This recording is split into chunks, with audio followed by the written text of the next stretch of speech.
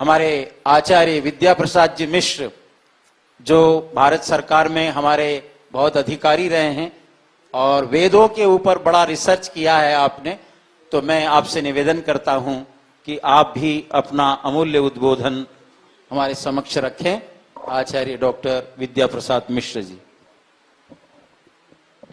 ओम यां मेधां देवगणाः पितरश्च उपासते तया मामद्य मेधाग्ने मेधाविनं कुरु।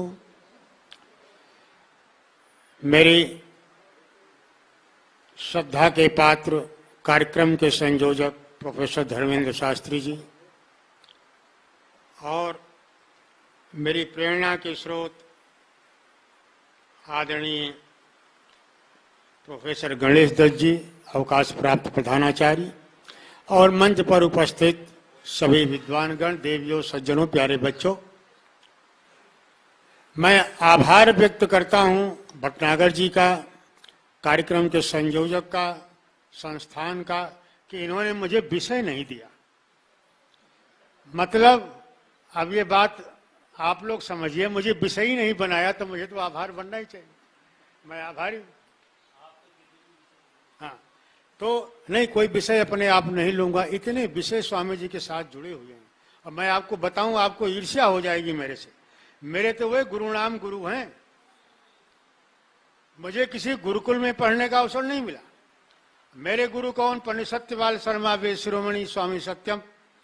और स्वामी पंडित जी को जब संन्यास लेना था, विदेश से आए, गुरुकुल गौतम नगर में व्यवस्था हुई, आचार्य हरदेव बाहर गए थे, हमने फैसला किया कि स्वामी जी से ही करवाएंगे। अब स्वामी जी ने कहा पौरोहित्य कौन करे? दिल्ली के चुने हुए करीब 40 विद्वान सिलेक्टेड वहां पर उपस्थित। स्वामी जी ने कहा यही करेगा, ये तुम्हारा शिष्य जो है ना, पौरोहित्य यही करेगा। मैं शर्माता हुआ डर के मारे कि गुरु जी भी बैठे हैं, स्वामी जी भी बैठे हैं, ये दिल्ली की चुने हुए 40 पुरोहित भी बैठे हैं, जिसमें उपाध्याय जी भी हैं, सारे लोग। लेकिन उसके बाद जब पंडित जी ने कहा ऐसा आदेशा, उनका ये तो आदेश है, तो पौरोहित्य हमको ही करना पड़ा। अपने उस बजाज के स्कूटर पर मैंने न जाने कितनी बार यहाँ चक्कर लगाए। मैं विषय पर नहीं बोलूंगा, क्षमा करना। मुझे वरिष्ठ शोध अधिकारी रहने का दर्जनों साल सुअवसर मिला है। अब कम से कम 16 पीएचडी मेरे अंडर काम करते रहे, इसलिए मैं जानता हूं विषय पर कैसे बोला जाता है। मैं तो छेड़ूंगा भी नहीं, बोलने की बात तो बहुत दूर है। क्यों? क्योंकि किसी भी अनुष्ठान का, कार्यक्रम का एक नियम होता है। वो क्या है? श्रद्धा, अनुशासन, समय पालन। वो हमारी मजबूरी है। मैं बैठ करके और प्रोफेसर गणेश दत्त जी के सामने बोलता रहूं, ये मुझे इस जन्म में शोभा नहीं देता। इनकी तपस्या को, इनकी विद्या को जो ना समझे। एक बार मैंने इनको संस्कृति मंत्रालय के कार्यक्रम में बुला लिया साहब, कार्यक्रम होने लगा। अब क्षमा करना, मैंने पहले ही बोल दिया मैं विषय पर नहीं बोलूंगा, एकदम मेरी तैयारी बहुत है, देखो पॉइंट्स भी लिखे हुए। तो इन्होंने छूटते ही कहा यहाँ तो कोई ना कोई आर्य समाजी होगा। तो मैंने चरण छू लिया, मैंने कहा गुरु जी आपको ऐसे थोड़ी बुलाया, मैं हूं ना यहाँ दयानंद का सैनिक। तो कहने का वही, स्वामी अग्निवेश का नेतृत्व हो, आरएसएस की सरकार हो और विश्व वेद सम्मेलन हो जाए, क्योंकि नोडल ऑफिसर बन के सारा रिस्क मैंने लिया था। इस तरह के अनगिनत कार्य। मैं अपनी मुंह तो मैं आपन करनी नहीं कहना चाहता, केवल एक निवेदन करता हूं कि आदरणीय तपस्वी जी का आज जन्म दिवस है। आपको बहुत बहुत शुभकामनाएं, कोटि कोटि बार बधाई। और मेरी बहन ने जो दे दिया उससे बढ़िया शब्द तो मैं बोल नहीं सकता। एक और इतिहास की गौरवशाली बात आज के दिन आपको बता दूं, आपको ध्यान नहीं होगा। स्वामी जी का जन्म दिवस है, सब दिन मनाया जाएगा। आज के दिन 5000 साल के बाद इस देश में और दुनिया में सच्चे ज्ञान की ओर चलने का रास्ता शुरू किया गया था बनाना। मतलब सत्यार्थ प्रकाश को आज के दिन 1874 में 12 जून को काशी में महर्षि दयानंद ने शुरू किया था। काशी में सत्यार्थ प्रकाश का लेखन महर्षि दयानंद ने आज के ही दिन 12 जून को 1874 में काशी में शुरू किया था। आज का दिन क्यों नहीं उत्सव के रूप में मनाया जाता मुझे नहीं पता, लेकिन आज का दिन ये विशेष महत्व लिए हुए है। तो भला सत्यार्थ प्रकाश ना होता तो आज उस बेटी ने क्या झूठ बोला है, सही बात तो कही है। जिसके पीछे आज 3 दिन से पूरा, जिसका इशारा हमारे भाई मुंजाल जी करके गए हैं, जो पूरी धका चौंध हो रही है पूरे देश में, जिस तरह का वातावरण बिगाड़ा जा रहा है, उसने गलत क्या बोला है? एक एक कामा भी तो अपनी तरफ से नहीं लगाया। ये आर्य समाज की देन है। यदि सत्याग्रह प्रकाश न होता तो कोई रिट दायर कर रहा है, कोई डंके की चोट से कह रहा है, वो 24 आयतें ना होती तो भला कैसे होता।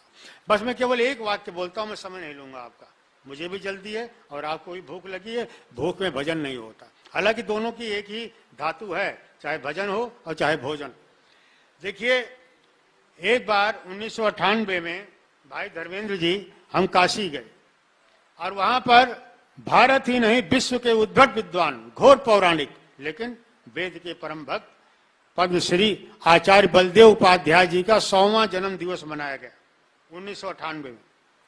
मैं लौट के आकर के बताया, मैंने कहा स्वामी जी 100 साल के हो गए। सातोलेकर जी भी 100 साल के हुए, तब उन्होंने कहा दयानंद तू धन्य है, तूने गजब का लिखा है।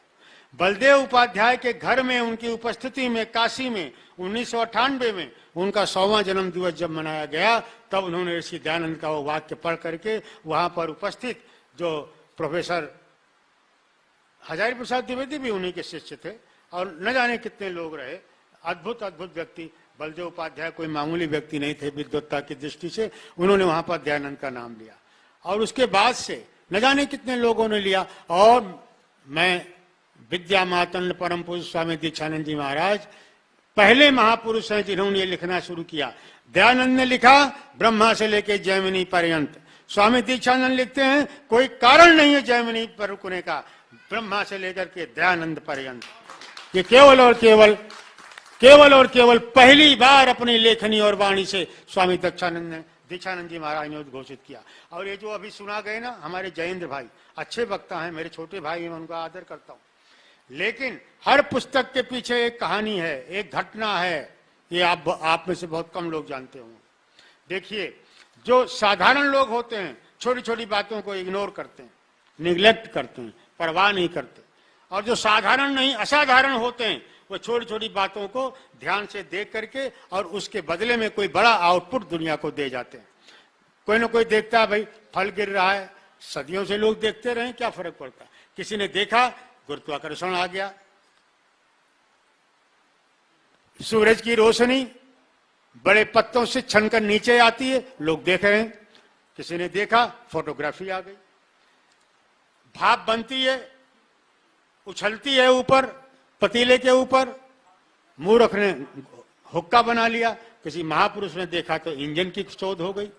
ऐसे ही दिन छोटी मोटी घटनाओं को लोग साधारण लोग देखते हैं, पर असाधारण थे आचार्य कृष्ण।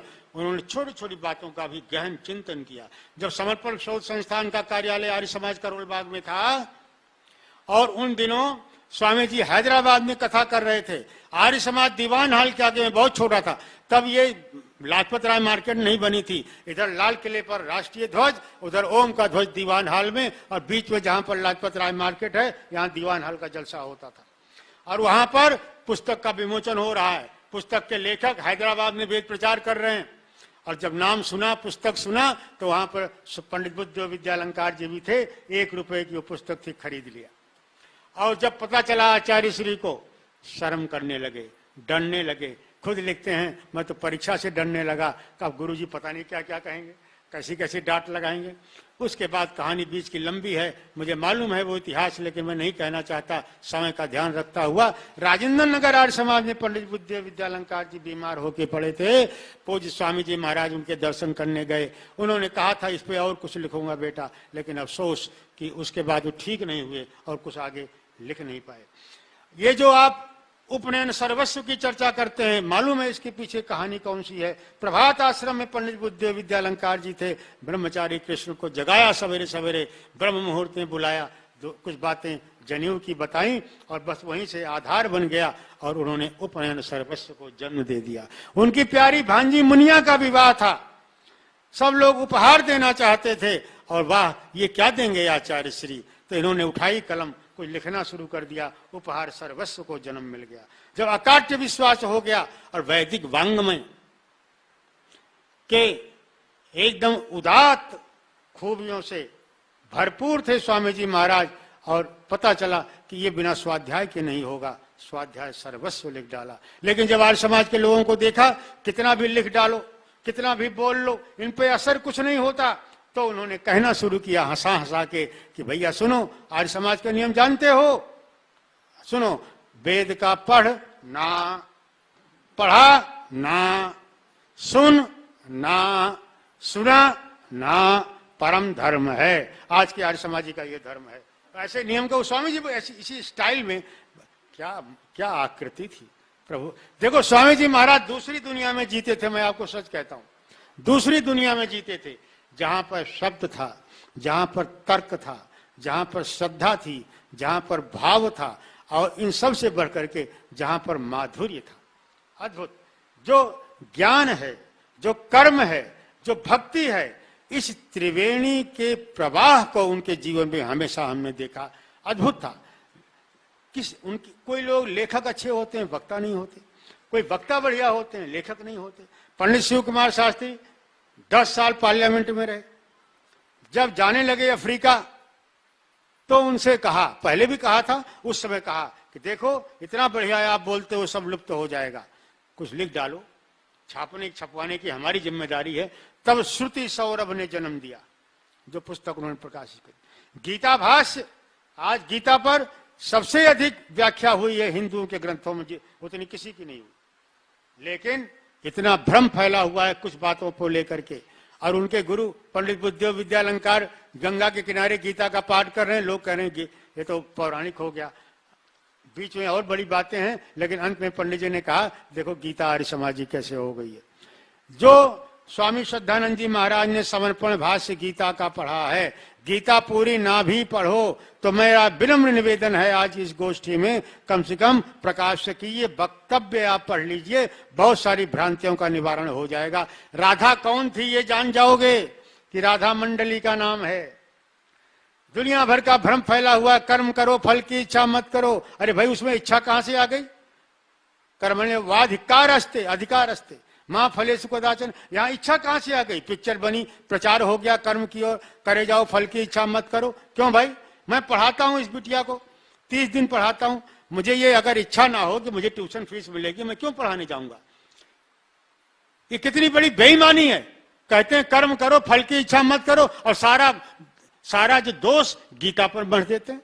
मैं कहता हूं पंडित बुद्धदेव जी विद्यालंकार के भाष्य के अनुसार चुनौती देता हुआ, लेकिन विनम्रता पूर्वक कहता हूं, कर्म करो फल की इच्छा जरूर करो, खूब करो, नहीं तो लालसा खत्म हो जाएगी, कर्म में कमी आ जाएगी। कर्म करो। एक अध्यापक विद्यार्थी को पढ़ाता है, पढ़ाना क्या है? कर्म। क्या उसकी इच्छा ये नहीं होनी चाहिए कि विद्यार्थी होशियार हो जाए, विद्वान बन जाए? और अगर अच्छी नहीं होती तो अध्यापक बेईमान है। एक डॉक्टर मरीज का करता है इलाज करना कर्म है। क्या उसकी यह अभिलाषा नहीं होनी चाहिए? क्या उसके दिल की ख्वाहिश नहीं होनी चाहिए कि मरीज अच्छा हो जाए? यही तो कर्म का फल है। फल की इच्छा तो होनी चाहिए, और कर्म के फल की इच्छा नहीं होनी चाहिए। वो विषय जटिल और गहरा है, मैं उसकी ओर नहीं जाता। मैं तो केवल भाई धर्मेंद्र जी का और आप सबका धन्यवाद ही करना चाहता हूं, और ये निवेदन करना चाहता हूं कि देखो भाई, वैदिक वांग्मय की तमाम उलझनों को, चाहे वो पश्चिम से आई हो, चाहे इस देश के दिग्भ्रमित लोगों ने फैलाया हो, सबका निराकरण स्वामी दीक्षानंद जी महाराज के पास था, बड़े तरीके से था। क्या गुरु वशिष्ठ जैसी आकृति परमात्मा ने उनको दी थी। और जब हम जाते थे, अभी योगेश भाई चले गए, मेरा बहुत पुराना संबंध है, पहली बार स्वामी जी ने ही भेजा था। कई फैक्ट्रियों का उद्घाटन मैंने किया, स्वामी जी की कृपा थी, उनका आशीर्वाद था। यहां पर आकर के एक बार दिल्ली नहीं, देश की एक मशहूर हस्ती, आरएसएस की और आर्य समाज की सबसे ऊंची, लाला हंसराज गुप्ता की मृत्यु हुई। वहां पर जब गीता की कथा हुई, कुछ आरएसएस का प्रभाव आर्य समाज के थे ही।